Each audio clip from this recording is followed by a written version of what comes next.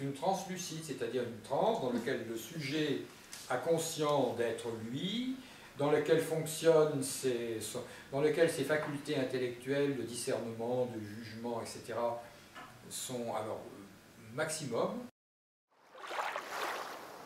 Voilà, c'est ça, c'est exprimer l'autre à travers un morceau de soi-même. Enfin, c'est un peu ça. Parce que prosopone en grec, ça veut dire le visage. Donc la prosopopée, c'est un terme extraordinaire d'ailleurs, ça désigne la fabrication de la visagification. C'est-à-dire un médium en transe va incarner un décédé par exemple, en utilisant certaines de ses expressions favorites, de ses mimiques, parfois en imitant le son de sa voix.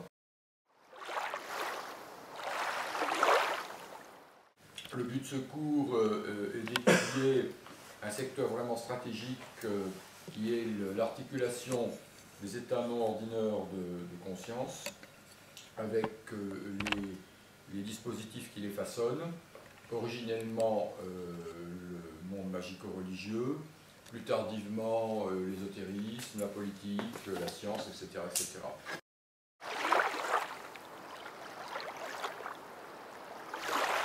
Donc James considère les religions, les croyances religieuses comme des dispositifs par lesquels l'homme se construit. Il ne dit pas qu'il n'y a pas une réalité sous-jacente, hein, c'est pas du tout un idéaliste.